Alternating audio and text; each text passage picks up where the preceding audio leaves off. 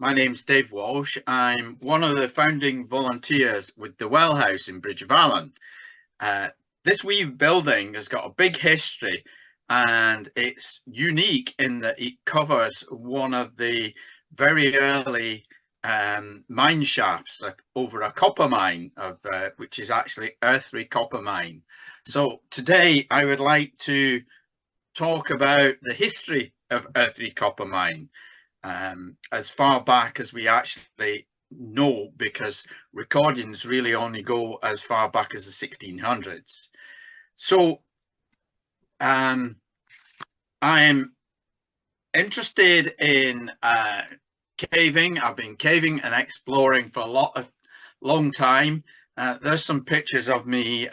These are actually taken in Airthrey, in the copper mine. And this was the very first time I saw it, which was in 2014. Initially, when I came in, I suddenly realized there's a big shaft going down, so I couldn't get any further. So we came back, we put special bolts in to be able to descend on a rope, and I went down, but it was never quite as simple as that. So it took us many years to actually fully explore it and get right down to the bottom. And it was only really in 2017, 2018 before we actually managed to get right down to the bottom level, which is the bottom of the shaft of the well house. So I just want to say a little bit about why they were mining copper and what copper is. So I'll just show you a little to give you an idea of what the copper mine's like. There's a very short video here.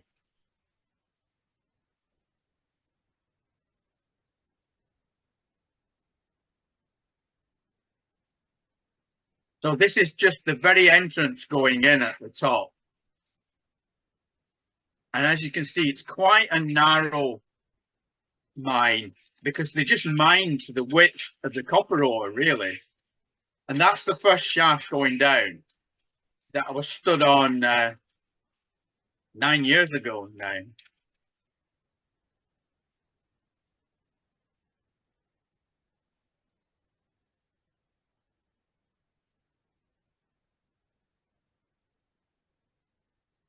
And one of the breakthroughs for getting into the lower mine was this little crawl through into the a huge stope. But as you can see, it's quite difficult and only really for expert cavers.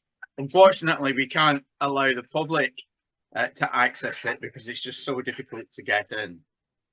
So in terms of copper minerals, they were chasing the copper vein down, which basically runs vertically, and there's various here we are. So the most prolific mineral is malachite, which is this green one at the top, followed by azurite.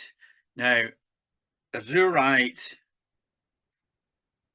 which is in the second picture, is the kind of bluey mineral on the left hand side of that sample. It tends to be combined with malachite, which, as says, is in abundance. Even now, there's still quite significant seams in this. In the second level, which is about 50 meters down from the very top entrance, there's a lot of this secondary copper mineral, which is called chalcopyrite, and it's very yellow, and it is in your torchlight it shines a very bright yellow. And the fourth mineral type of copper that you get is chrysocolla, which is a more gray material, and it's found on the very bottom level. So the minerals tend to vary as you go down through the mine. Now, in terms of, I'd said we only really know that the mine was recorded from the 1600s onwards, but I find it hard to believe that there was no mining happened before that, whether it happened in Roman times, because the Romans were close by when they were marching north. We don't know. There's absolutely no archaeological evidence to suggest that. What we do know, though, and it's anecdotal, and it's one of these legends that's been passed down through history, is in the next slide. This is a bawbee. Now, there's no definitive evidence about this, but tradition certainly ascribes that bawbees were actually struck for Mary Queen of Scots' coronation in 1553. Certainly, the silver crisis at that time meant that James V had ordered debasement of the silver coins. So the original bawbees were just fully silver coins, and then they debased them with copper. Now, as it happens, because of the political situation at that time, the baby Queen Mary was moved to Stirling Castle, and the mint, which was in Edinburgh Castle, was also moved to Stirling. So I think you could make a reasonable assumption that they would mint these coins for Queen Mary at Stirling Castle. And if they were minting at Stirling Castle and they only needed small amounts of copper, it could well have come from Airthrey mine. So we like to run with the legend because it's really nice to have that link to Mary Queen of Scots. Now, as I said, the first actual mention of the mine was in 1617. Now, in this graph here of the mine, and it's looking at it in a vertical level, that where it says day level, this is hard without a pointer, that actually can't, I can do with the cursor. So the day level here is what we think is the very original level from the 1600s. Before that, it's quite likely that they would have just open cast it and followed the vein. As I said, the veins run vertically up and down the hill, but it's quite possible that this day level was a working level, that they drove it in following the vertical mine, and then they started working up the way. Now, where it says stope on that map, a stope is actually where a big cavern where they've worked out the minerals and taken them out to daylight on the day level. Now, it's quite likely the illustration there wasn't taken at Airthrey, but that's what a day level in the 1600s would look like. They would use a barrow to move it in and out. I think it's highly unlikely that Airthrey would have ever had that number of miners working with them. We don't know where the miners came from, certainly at that time. It's unlikely that there would be the expertise locally, because Airthrey was one of the very first copper mines in Scotland. So they would have brought miners from elsewhere, possibly even the continent. The Germans were mining at that time. But certainly there would maybe only be a half a dozen miners in the whole mine. The tunnel was cut by hand. We know that because there's no marks of the drill, and it certainly wasn't blasted.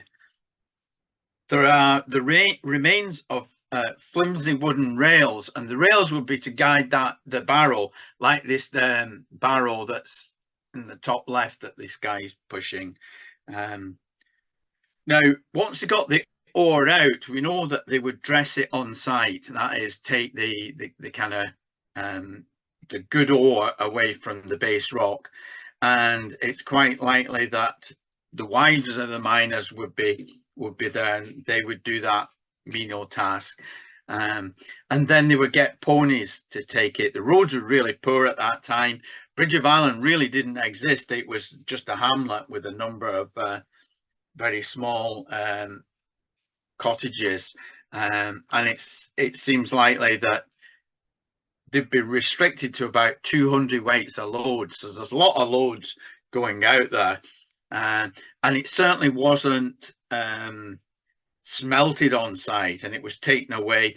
As far as we know, there was no smelters in Scotland at that time, so it's likely that it would be loaded onto ships at the dock, whether that was at Alloa docks or Stirling, and shipped away to England to get smelted. What we have in 1660, this next slide goes, there's a reference to copper veins, and this is a photograph of David in the mine last year, and that's probably the copper vein that they worked from the 1660s onwards. The laird who owned it, Hope Turn, was becoming increasingly dissatisfied with the productivity of the mine, and what he did is he didn't actually run the mine. He leased it out to other people who ran it, and there was a number of various entrepreneurs that mined it and tried to get funding for that. But what was happening is towards the end of the 1600s, there was a slump in mining activity in Scotland, which actually contrasted to other areas in England, where it's noted that 6,000 tons a year of copper were being produced. So Airthrey mine, it probably lost as much money for its wealthy owners as much as it made money, due to slumps like this, which didn't always reflect the current situation in the country, but it was probably due to the fact that the area being so remote, and as I said, there wasn't really good transport links to Bridge of Allen, certainly linking it in with the more industrial parts of the country. So what we're looking at now is 1707, where we get the Act of the Union. Now, the Act of the Union prompted a surge in prospecting in Scotland all over. Wealthy landowners basically were allowed to now look for ways to increase income on their estate. The current landowner here was Lord Dundas of Manor, and he purchased Airthrey in 1706, and he got a guy, Daniel Peck from Cheshire, to actually manage the mine, and he took on the lease of it along with another guy. And now, given all we've got is that he came from Cheshire, but that seems quite likely. There's a copper mine called Alderley Edge in Cheshire, so it's quite likely that he worked there and got the expertise there. Now, interestingly, in 1714, just before as the Jacobite uprising was about to happen, they asked James Hamilton to come up from London to help manage it, because Airthrey was really taking off at the time. But by the time he arrived, Dundas had gone off to support the Jacobite uprising, so the mine was put on hold at that time. So Hamilton had actually ended up working at Alva Silver Mine for John Erskine, and it turns out that obviously they made a lot more money at the Alva Silver Mine than they ever did at Airthrey. So he actually fell on his feet there for that. Now, at Alva, the government inspectors were called in to do a report on Alva, but at the same time, they also decided to inspect Airthrey. And the guy that did it, Dr. Brandon Shagan, reported that several mines had been dug and several places where the ground level had been opened up in search of veins, and the veins looked quite productive. So although metal mining was still extremely speculative, Airthrey seemed to be still full of ore that was potential to make quite a fortune for its owners. They did note that it had a noble vein, that's how they called it, and it was producing out of every ton of ore 800 weight of copper. So and they also said that there was a mixture of silver. So although we didn't get the silver that they were getting at Alva, there was silver within that, and there are notes that also record that 6 tons of silver was taken out from Airthrey. So they did actually make a reasonable amount from that. Now, This is, as they started going further into the mine, they had to make further shafts going lower and lower, because obviously they were following this shaft down. This is a 50-meter shaft, and again you can see, because it's square cut and it was cut by hand, and it was probably cut in 1750s. We certainly know that there was a Mr. Hans, a Welsh or possibly English mining contractor, sank two 40-meter shafts, and he made £1,000 out of this due to the extensive ore that was there. However, he sank another shaft, which we believe to be this one.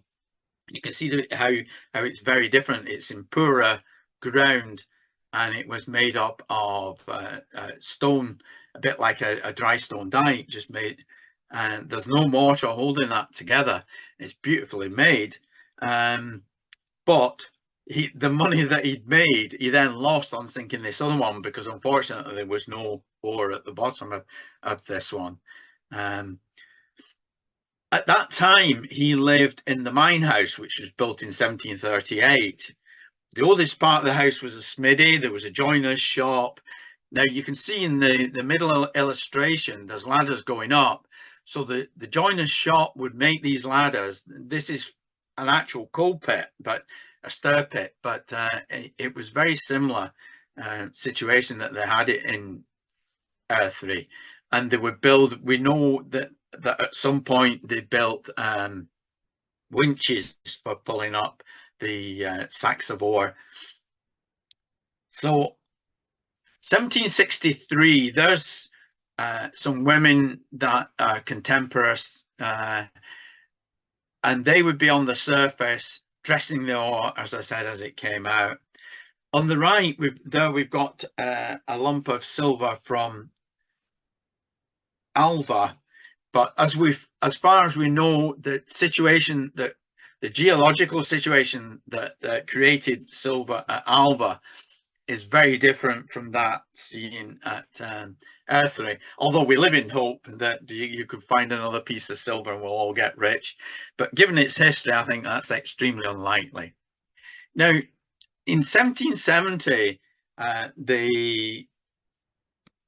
Nicholas Crisp, who was then the speculator who took the mine on at this point, decided that because it was now so deep, about 100 meters down they got from the very top, that there was a lot of water. You can see the water in these tunnels here, which are tunnels at the very bottom. The picture on the left where I am is the original exit of the mine on the bottom level. So he dug this tunnel. It was about 400 meters long, and that exited onto what's now Henderson Street in Bridge of Allen. At that time, it was just a karstland, so it was perfect just to let the mine outlet and the water run out the end of it. This drainage level is 40 meters below the well house. So where we talk about the well house shaft, the shaft that's in the middle of the wee cottage, then this drops you down into this tunnel here. The tunnel on the right, that's not how it's originally built. When the mine shut and it was taken over for collecting mineral water, they had it arched over with this brickwork arch. So the picture on the left, that's where they would have a winding gear so it would be all wooden, and they would just wind it up by hand, and they built this arched construction over the top of the shaft. Where the scaffolding is, there's another shaft going down, and on the right hand side, that's how it is at the moment in one of the levels that's collapsed. Now we think that this level heads out towards the river, but as you can see, it's collapsed and it's very low and you can't get very far. But potentially they chased it, the ore, all the way to the river, and if they did, that would mean there's about another half mile of passages that's we've yet to find. So looking back on that, you can see where I was saying, if I can find my cursor again, the drainage level, That's where the current Henderson Street is, which was really only built in the after the mine shut in 1807, and the drainage level, it's 400 meters all the way to the wellhouse shaft, and then it kind of dog legs and goes right up to the shaft that then takes you right up to the very top. So that is the wellhouse that it is today. When we took it over a few years ago, it was in a totally dilapidated state. The roof had collapsed, trees were going up round it. So our project has been as much in restoring this building as it has in researching the mine and going down through the mine and trying to map it. We've still got to fully map the mine, which we'd love to do, and certainly use modern technology to do that. But this building, this is how it was, we think, in 1820, when the land ownership then passed over to Lord Abercrombie. He, quite sensibly probably, decided that there was no money to be made out of mining, but he realized that the water in there was potentially valuable mineral waters. In England and certainly on the continent, drinking mineral waters for health have become quite big business. So he thought it's worth investing this, and it was him that put his money forward and developed Bridge of Allan as a spa town as it was, and it really led to Bridge of Allan becoming an affluent town as we know today. He built the well house in 1821, and it's basically a pump room. So there's pumps at the bottom of the shaft, and then they pump the water up. And we hope that we will get the water pumping again. So we do have open days during the year when people can come and see the well house, and they can look down into the mine. But as I say, the mine is not really accessible without rope work. So that kind of concludes my brief history of the Airthrey copper mine.